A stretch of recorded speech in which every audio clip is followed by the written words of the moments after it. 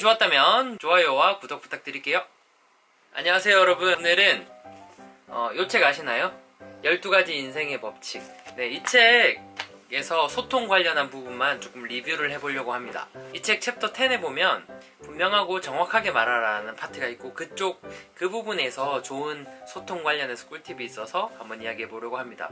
요거는 누가 들으시면 좋으냐라고 했을 때, 연애를 힘들게 시작했는데 100일, 뭐 길게 가도 200일이면 헤어지는 커플들, 오랜 기간 연애를 잘 못하는 분들이 좀 들어두시면 좋을 것 같습니다. 이 책에 그런 내용이 나와요. 어느 날 남편은 부인의 경박한 웃음소리가 거슬리기 시작합니다. 하하하하! 뭐 이렇게 웃었겠죠? 부인이? 그건 아닌가요? 근데 이게 거슬리기 시작해요. 그래서 이걸 말하고 싶은데 말을 할 수 있다 없다? 없는 거예요. 이렇게 당신 웃음소리가 너무 경박해 라고 말을 하면 와이프 입장에서 노발대발 하겠죠. 불같이 화를 낼 거기 때문에 남편은 그거에 대해서 알려주기보다는 침묵을 택합니다. 왜냐면 당장 그게 평화로워 보이거든요. 그런데 그렇게 침묵하다가 보면 경박한 웃음소리뿐만 아니라 먹을 때 쩝쩝거리는 소리라거나 혹은 떨어지는 패션 센스, 이런 것들이 좀 거슬리기 시작해서 이제 밖에 나서기가 두려워요. 옆에 와이프랑 함께 나서기가 두려운 상황까지 오는 거죠. 저도 그런 적이 있어요.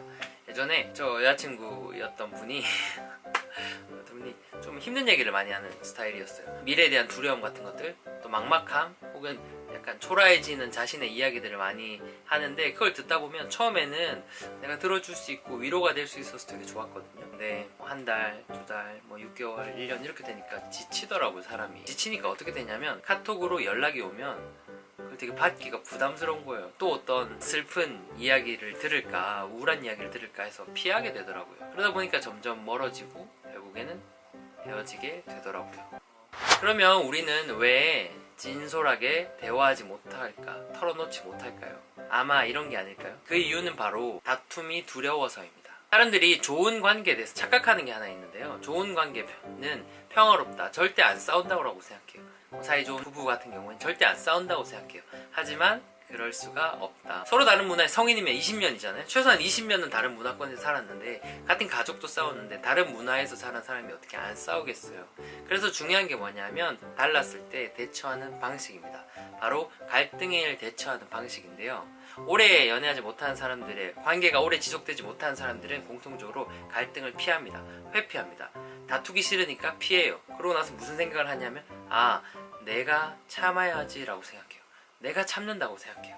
하지만 참는 것들은 오래 간다 못 간다? 못 가요. 오래 참는 거 오래 못 갑니다. 참는다는 마음 때문에 억울함이 생겨요. 그래서 그거 아니고 다른 문제들도 거슬리기 시작하고 그런 거에 슬슬 신경이 쓰이기 시작합니다. 내가 참아준다고 생각하니까 다른 것들에 대해서 보상심리가 생겨서 조금 더 바라게 됩니다. 하지만 당신 웃음소리가 경박해를 이렇게 직설적은 아니더라도 어느 정도 돌려서라도 그런 것들이 좀 고치면 당신한테도 좋지 않을까라고 양쪽이 털어놓고 정말 서로 진흙탕 바닥까지 떨어지더라도 진실하게 대화하면 결국에는 그들은 해결책을 찾게 되죠.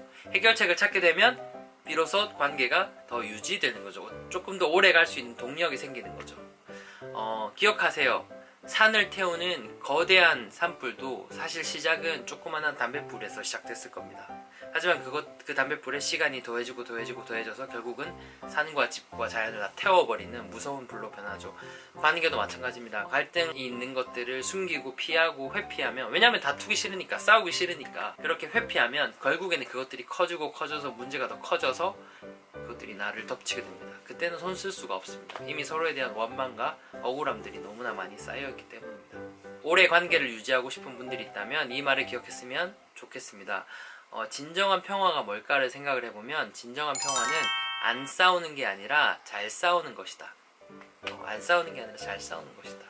그러니까 한 번도 안 싸우는 커플이 없다니까요. 한 번도 안 싸우는 부부가 없다니까요. 서로 털어놓고 내가 이러이러한 점이 걸려요 라고 말을 하고 그거에 대해서 상대가 이해할 수 있도록 충분히 설명하는 것. 그래서 궁극적으로 서로 100%는 아니지만 어느 정도 합의할 만한 그 합의점을 찾는 게 관계를 오래 유지하는 방식입니다. 꼭 기억하세요. 다툼을 피하지 마세요. 직면하세요. 그 문제나 어려움들이 있으면 직면하시고 그것들을 털어놓으세요. 그 과정에 생기는 다툼과 스트레스는 사실 어쩔 수 없어요. 하지만 그거를 견뎌낸다면 충분히 관계가 더 굳건해지고 비온 뒤 땅이 굳는 것처럼 충분히 더 건강한 관계가 될 거라고 믿습니다. 그럼 그러니 진정한 평화, 안 싸우는 게 아니라 잘 싸우는 것이다. 꼭 기억해 주시면 좋겠습니다. 감사합니다.